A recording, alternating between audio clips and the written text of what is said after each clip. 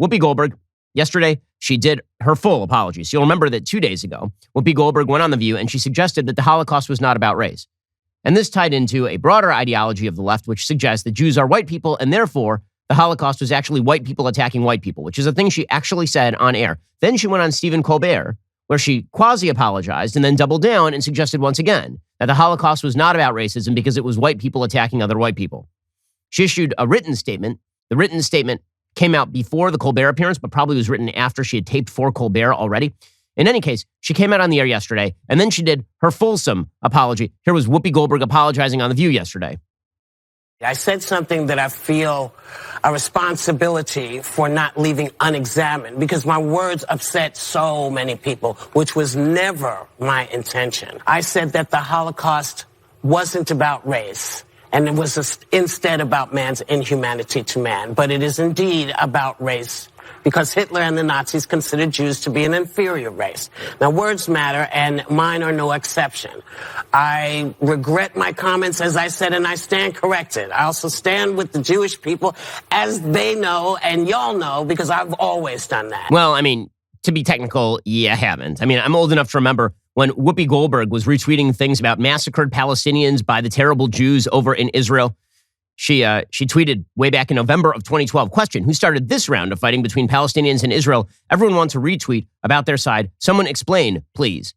And then she retweeted a comment suggesting that that men, women, and children in Gaza, Palestine, have been getting massacred for the past week. Right? That is what she retweeted. So, yeah, I mean, it's ignorant, and she's been reflective of the left's perspective on Jews and their place in the intersectional pyramid for quite a while here. So no, I don't believe that she has shifted her worldview about the Holocaust. I believe that she was cudgeled into quietude about what she actually thinks. I mean, she basically said that on Colbert. She was like, yeah, I've heard all of your criticism and now I don't want to hear it anymore, so I'll just take your word for it.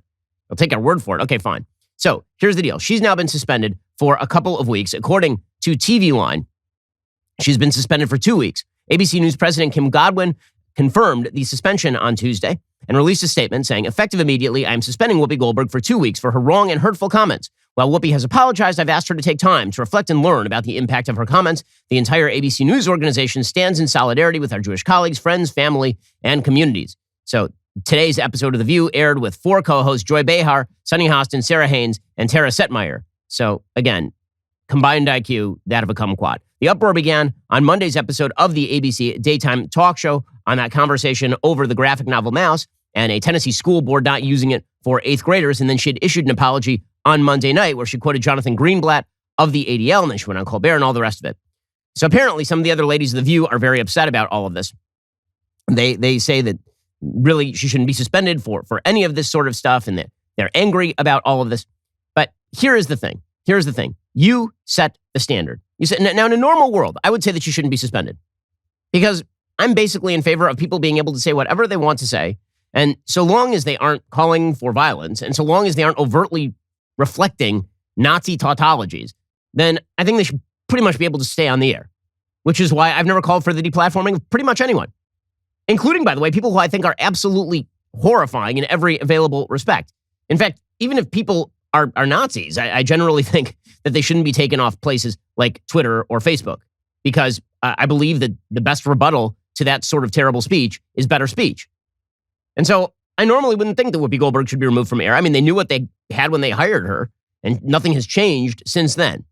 Do they have the right to suspend her? Sure, they have the right to suspend her in the same way they had the right to suspend Roseanne Barr. But here is where the fun comes to play. Okay, so here's the thing. They didn't just suspend Roseanne Barr for making a racist statement about Valerie Jarrett. They fired Roseanne Barr and took the top-rated sitcom off the air. So here is the deal. If you guys are going to play this game, where if somebody is openly identified as anywhere close to a conservative and they say something that is a bad thing, little trademark symbol, if somebody says a bad thing, then they are completely removed from their job, then you don't get to suspend Whoopi Goldberg, you have to fire her. These are the standards and you set them, and you don't get to play by 2 sets of standards. I know there are a lot of people on the right today who are just out and out defending Whoopi Goldberg. You know, she should keep her job. On a principled level, I agree with you. She should keep her job.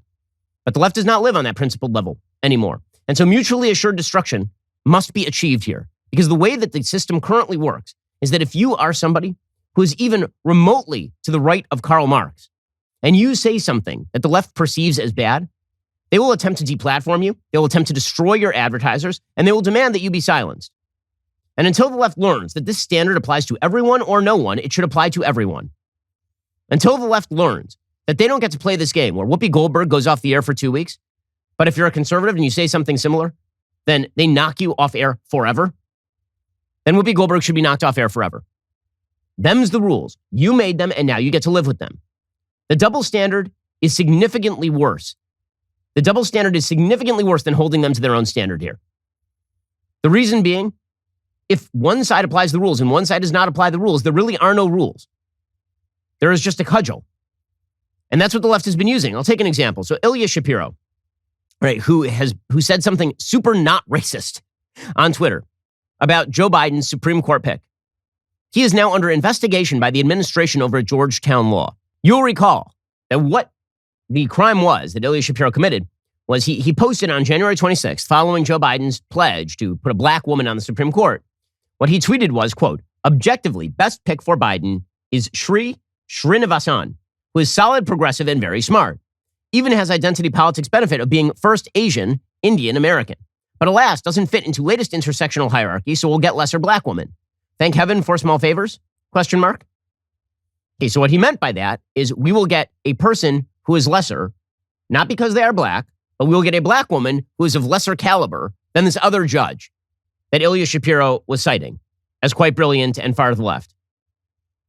Okay, they took this as he's a racist because he thinks that any black woman, and because of her blackness, is lesser than this other judge, Sri Srinivasan.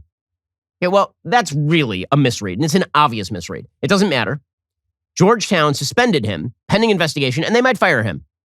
Not a 2-week suspension, they might just fire him. In fact, they held a full-scale grievance session with the students on Monday. According to National Review, the aggressive cancellation campaign against Ilya Shapiro continues.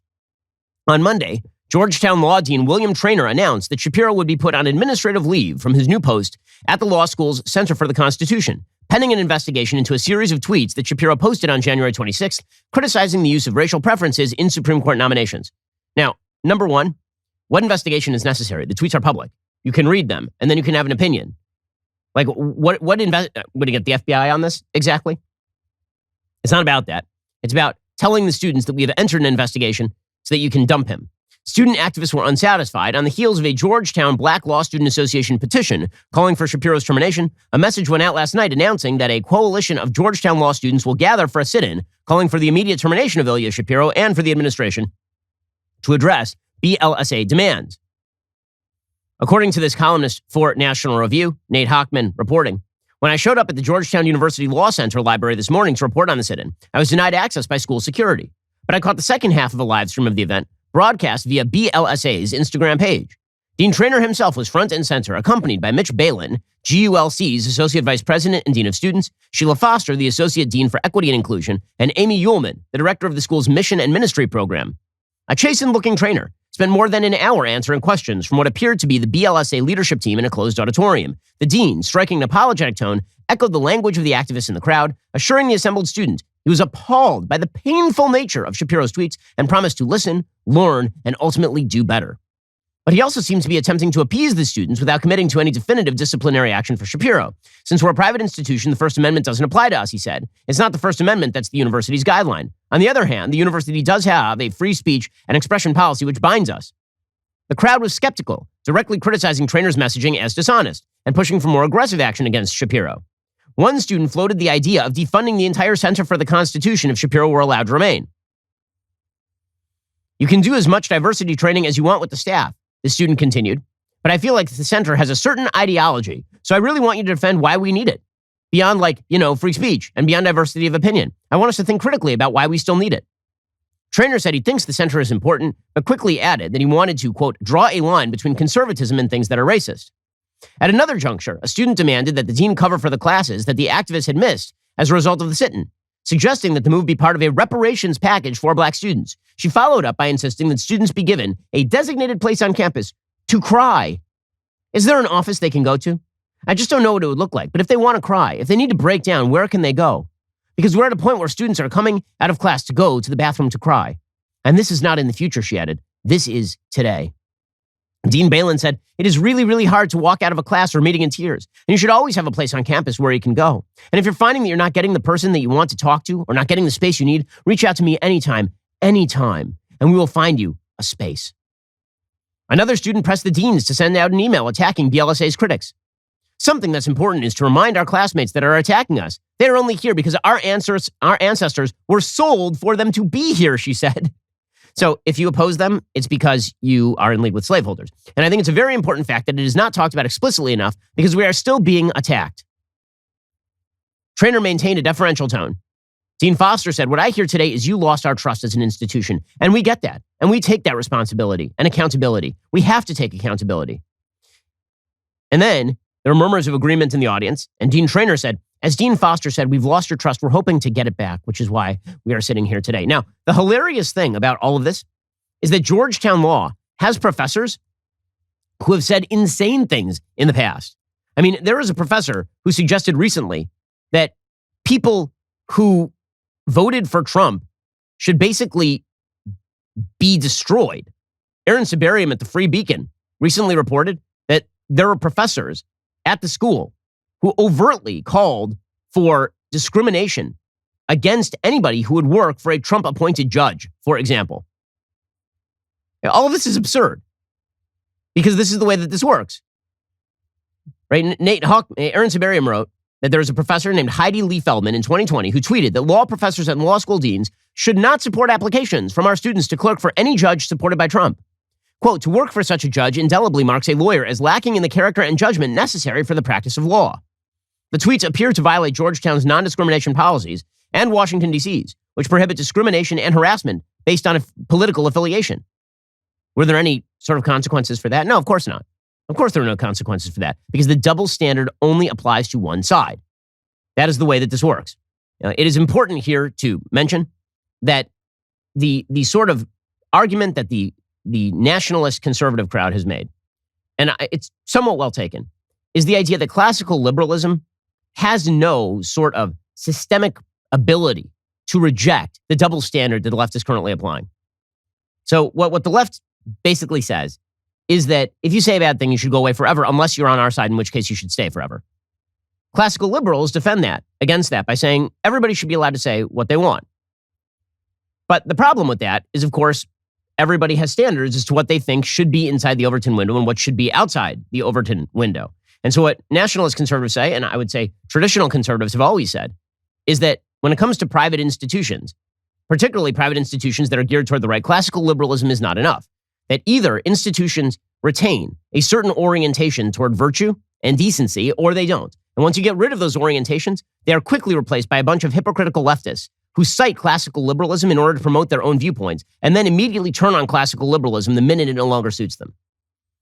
In other words, classical liberalism can only abide in a situation where everybody agrees to the terms of the debate. If not everybody agrees to the terms of the debate, then classical liberalism just becomes a weapon of a certain side. And that is what has happened here. That's what happened in places like Georgetown Law. That's what's happening with regard to The View. Right? They will say Whoopi Goldberg ought to keep her job because people ought to have freedom of speech. Except not so fast, you, Ilya Shapiro. Not so fast, you, Joe Rogan. Doesn't apply to you. Okay, if classical liberalism is not agreed to by all sides, it is not good enough. And you can see the slide at Georgetown Law in particular from one of these perspectives to another, to a third. Right? This is the point. It's a good, well-taken point by Matthew Schmitz, senior editor at First Things Magazine, which is a sort of Catholic conservative publication. He points out in 1950, the president of Georgetown denounced the, quote, sacred fetish of academic freedom, saying that instead, you actually have to focus in on true concepts. The dean of Georgetown at that point said the sacred fetish of academic freedom, this is the soft underbelly of our American way of life. And the sooner it is armor-plated by some sensible limitations, the sooner will the future of this nation be secured from fatal consequences. Two test questions which imply limitation come to mind at once when the matter of academic freedom is discussed. The first is the matter being taught true or false? The second, if it is false and presented as such, may one prudently suppose that a good and not evil end will eventuate from its exposition? The true and the good, then, are the natural limitations of freedom. This is not an area for opinion because opinion does not delineate, for by its very nature, it packages the false with the true. In other words, if the left uses classical liberalism in order to get into the gates and then persuades everybody that everybody to the right is garbage and throws them out the front door, has that been a victory for classical liberalism? This is it's a well taken question, because we're not talking here about the government imposing limitations. We're talking about private institutions. So what this really does speak to is the idea that if you are going to build an institution on the right, maybe instead of building it around the basic principles of classical liberalism per se, you might consider building it around actual values. Because otherwise, the left is just going to use classical liberalism as a weapon. Now, listen, in the best of all possible worlds, here's what we have in American society. We have the old bargain. The old bargain was classical liberalism obtained because the backdrop to classical liberalism is a moral and virtuous people, as John Adams once suggested.